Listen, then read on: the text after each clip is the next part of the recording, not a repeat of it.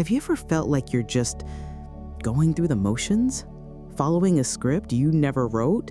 Ticking boxes that don't seem to lead anywhere meaningful? This isn't just burnout, it's a deep, quiet ache for purpose in a world that sells us distraction.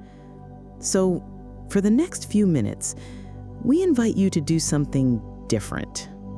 Find a quiet spot, pop in your headphones, maybe with a cup of tea, and just listen. Let this conversation wash over you, because what you're about to hear is a map. It's an ancient, profound guide to understanding the journey every one of us is on. The path from doing things because we have to doing them because we're genuinely, completely, and soulfully in love with life itself.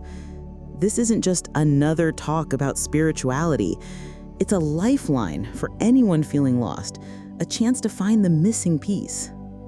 By the end, we promise you'll understand the stages of your own heart's journey in a way you never have before, giving you the profound relief of knowing you're not lost, you're just on the path. Right then, let me get this straight. You dragged me all the way to Regent's Park on a grey Tuesday, bought me a ridiculously expensive coffee just to read me bits from a book that looks, well, it looks intense, Maya. I didn't drag you. You said you wanted to get out of the flat. And it's not just bits from a book. It's been churning around in my head for weeks. You know that feeling when you're trying to put something massive into words but can't quite get it sorted? This book, it does it for me. Go on then. I'm listening. What's the big idea that's got you so worked up? Okay, so it starts by breaking down this idea of devotion, but not in the way we usually think of it, not just blind faith. It says it's a process, a journey with clear stages. It calls them devotional service in practice, then devotional service in ecstasy, and finally, devotional service in pure love of Godhead. Hold on. 3 stages. Practice, ecstasy, and pure love of Godhead. Sounds like learning to play the guitar. First, you've got to practice your scales, your fingers hurt, it's all very mechanical. Then you have moments where you nail a solo and it feels amazing. That's your ecstasy, I suppose. And then you become Eric Clapton, where the music just flows out of you. Pure love. Is that the gist? That is a brilliant analogy. Honestly, that's exactly it. And it says each stage has a different number of, qualities. The practice stage has 2, ecstasy has 4, and pure love has 6. It's like the experience gets richer and more complex as you go deeper. Okay, that makes sense. So how do you even get on this path? Do you just wake up one day and decide to be devotional? Well, this is the interesting bit. The text, this Bhakti Rasamrita Sindhu, suggests it's not random. It says that the person who's eligible for this path, for Krishna consciousness, can be classified by their particular taste. It argues that it's a continuous process from a previous life. Reincarnation. So if I wasn't doing this in a past life, I'm out of luck in this one. Seems a bit unfair. No. That's what I thought at first. But it covers that. It says, no one can take to devotional service unless he has had some previous connection with it. It gives the example that if you practice a bit in this life, even imperfectly, nothing is lost. You just pick up where you left off in the next. But then, and this is the important part for people like us, it says, but even if there is no continuity, if only by chance a person takes interest in a pure devotee's instruction, he can be accepted and can advance. So there's a door for everyone. It's not a closed club. So you can be a complete novice with no history, but if you meet the right person or hear the right thing, and it just clicks, you're in. Exactly. It's about having a genuine taste for it. It says for people who have a natural taste for understanding books like the Bhagavad Gita, it's easier for those who are just into mental speculation and argumentative processes. I feel slightly attacked. I like a good argument, you know that. I do, but think about it. The text makes a solid point. It says one person comes up with a brilliant argument, and then a better logician comes along and completely dismantles it. It's a path that's never safe or conclusive. You can argue yourself in circles forever. That's why it recommends you follow in the footsteps of the authorities instead of trying to figure out the entire universe with your own brain from scratch. Right, so it's about trusting the map instead of trying to resurvey the entire country yourself. I can see the logic in that. So, let's get into the nitty-gritty, the first stage, practice. What does that actually involve? It's called sadhana bhakti, and it's very, very practical. It says practice means employing our senses in some particular type of work. So it's not just sitting and thinking holy thoughts. It's about using our sensory organs, our eyes, ears, hands, mind, in service to Krishna. Using our senses? How? Well, some senses are for acquiring knowledge, like our ears for hearing.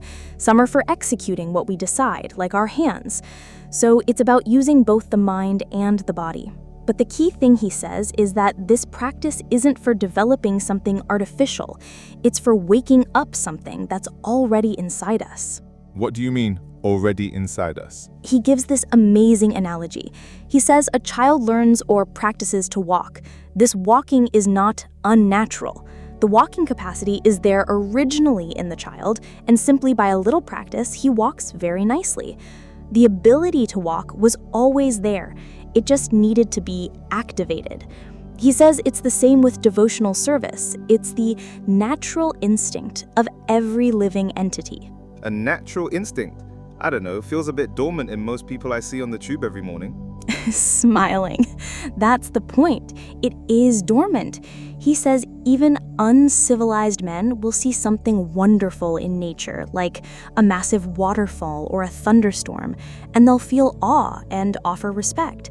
They sense a supreme power behind it. That consciousness is in everyone, but it's just materially contaminated. When you purify it, that's what Krishna consciousness is. So this practice, this sadhana bhakti, is the process of cleaning the gunk of that natural instinct. Perfectly put.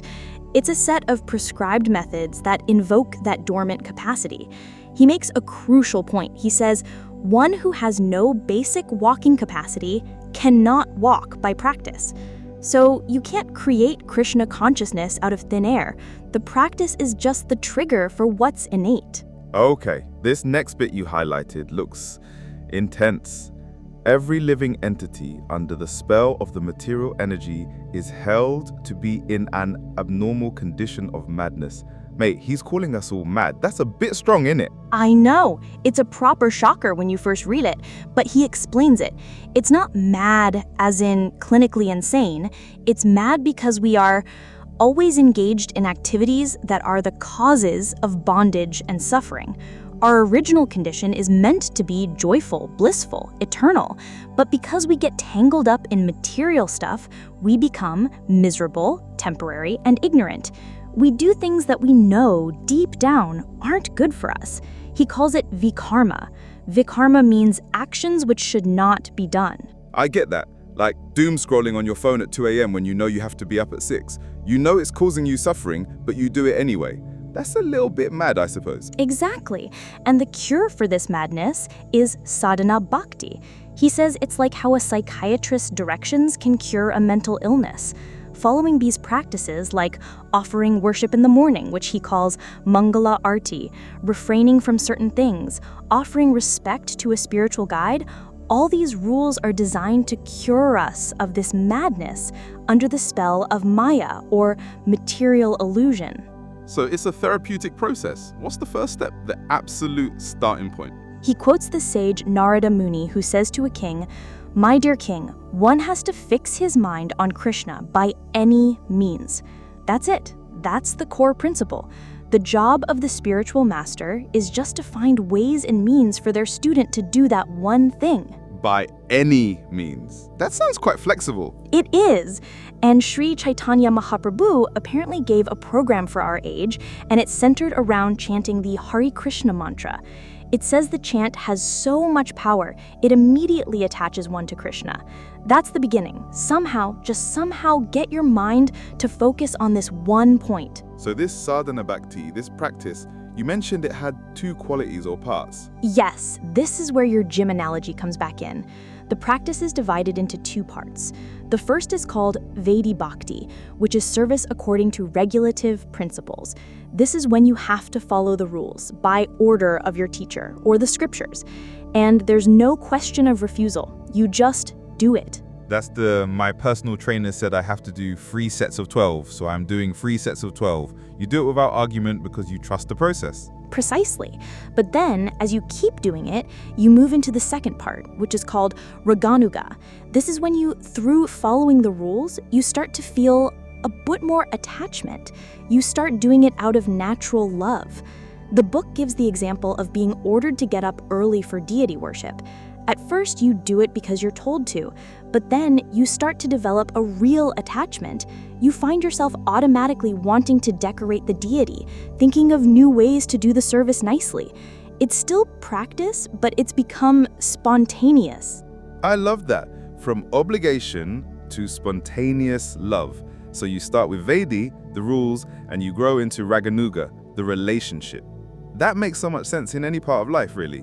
A job, a friendship, anything. Totally. And then it goes back to define Vaidhi Bhakti more clearly. It goes, when there is no attachment or no spontaneous, loving service to the Lord, and one is engaged in the service of the Lord simply out of obedience, such obligatory service is called Vaidhi Bhakti. And there's a story here about a dying king. Yeah, Maharaja Parashikht. He had just 1 week to live, and he was understandably perplexed about what to do. All these wise sages came, but none could give him proper direction. Then Shukadeva Goswami came and told him, "My dear king, if you want to be fearless in meeting your death next week, you must immediately begin the process of hearing and chanting and remembering God." Blimey, that's a powerful promise to become fearless of death. That's the ultimate fear, isn't it? And the solution is that simple: hearing, chanting, remembering. That's what's recommended, and it specifies hearing and chanting about Krishna. It makes a point of saying that some people, the Mayavadis, say you can chant any name and get the same result. But this text says no. According to the authorized version, you have to hear and chant about Lord Krishna specifically. Why though? What's so special about Krishna in this context? Because he's described as Sarvatma, the super soul of everyone, and Ishvara, the supreme controller who is in everyone's heart. The idea is that if you attach yourself to the supreme controller, he will make you free from all danger. There's a line from the Gita: anyone who becomes a devotee of the Lord is never vanquished. Vanquished? What does that mean here? Just losing? It means missing the golden opportunity of this human life. It means not getting out of the cycle of birth and death. If you don't develop this consciousness, the text says you get thrown into the cycle of birth and death involving 8.4 million species of life, and his spiritual identity will remain lost. 8.4 million, that's a terrifying thought, that all this chat, this coffee, my life in London could just dissolve and I could come back as a plant or an insect. You don't know where you're going. Exactly, that's the uncertainty. It says we are completely under the control of the laws of nature.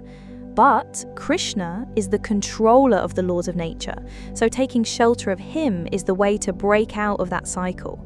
A sincere devotee gets transferred to the abode of Krishna instead. So it all comes back to remembering then. The Padma Purana says the same thing. Yep. It says, always remember Lord Vishnu. It says this constant remembering is meditation, dhyana, to keep your mind fixed on the form of God and never forget him for a moment. That state is called samadhi or trance. The goal is to mold your life in such a way that you're constantly remembering. So all the other rules and regulations are just there to help you achieve that one main goal. You've got it. Always remember Krishna is the positive order. Never forget him is the simultaneous prohibition. If you can just do that one thing, all the other rules will automatically fall in line. They are just assistants to this one basic principle. And this applies to everyone, not just monks or priests? Everyone. It explicitly says it's for all the varnas and ashramas, the social and spiritual orders. It lists them out: brahmanas, intellectuals, kshatriyas, leaders, vaishyas, merchants, farmers, and shudras, laborers. And the 4 stages of life, from student to householder to retired to renounced. The principle of remembering God is for every single one of them. I've always found that social order stuff a bit dodgy, the caste system. I know, but the book explains it's based on qualification, not birth. Like parts of a body. The Brahmanas come from the head of the universal form, so their job is to think and preach. The Kshatriyas from the arms to protect, the Vaishyas from the waist to produce and trade, and the Shudras from the legs to support the others with labour. Each has a different function. And the goal of all their different jobs is the same. Yes, the target is always the Supreme Lord. As it says in the Gita, He is the supreme enjoyer. So whether you're a teacher or a soldier or a farmer, the perfection of your work is measured by how far the Lord is satisfied with such activities. You have to satisfy the Supreme through your own work or you fall down from your position. It gives examples, right? It does. A Brahmana's job is to preach the Vedic sound, and when he eats, it's understood God is eating through him. But he can't just eat, he has to preach. A Kshatriya has to protect people from the onslaughts of Maya. It gives the example of Maharaja Parashikt seeing a man trying to kill a cow and immediately drawing his sword to stop him. Violence is required for protection. Like Krishna telling Arjuna to fight on the battlefield. Exactly. And the Vaishyas produce and distribute, and the Shudras, who don't have the same intelligence for those roles, help through labour. The whole system is meant to be a full cooperation for spiritual advancement. The problem now, in this age of quarrel, the Kali Yuga, is that nobody is doing their duty properly. People are just puffed up, calling themselves intellectuals or leaders, but they are out of touch with God. So the Krishna consciousness movement is meant to fix that, to get everyone back in their proper lane, doing their work with the right consciousness. That's the idea, to set society in proper conditions so everyone can be happy. It says if the whole society does its duty and stays in Krishna consciousness, everyone gets the necessities of life without difficulty. The whole world could be turned into a spiritual abode, a Vaikuntha, even while we're still here. Wow, that's a huge claim. That by changing our internal consciousness, the external world gets sorted. It finishes with a quote from Krishna to his friend Uddhava, basically saying that if people, through any of their activities, either scriptural or just ordinary worldly stuff, worship him in Krishna consciousness, they will automatically become happy in this life and the next. There's no doubt about it. So in the end, it's not even about what label you have. You don't have to call yourself a brahmana or a householder or anything. Exactly. Let everyone be engaged in whatever occupation he now has. Simply let him worship Lord Krishna by the result of his activities in Krishna consciousness. That will adjust the whole situation and everyone will be happy and peaceful within this world. It all comes down to the intention behind the action, the consciousness. It's not about changing what you do, but why you do it, from obligation to habit to pure love. See, you get it completely. It's not about running away from the world. It's about transforming our experience of it right here, right now. And blimey, okay, that's a lot to think about, but it makes a strange kind of sense. It's a complete system, a path from A to B, from this feeling of being lost to being found. Thanks, Maya. That coffee was definitely worth it. Anytime, mate. Anytime. That feeling at the end of a deep talk, the quiet hum in the air. At the start, we promised you a moment of clarity, the sense that even if you feel lost, you might just be on a path. We hope you feel that quiet reassurance right now.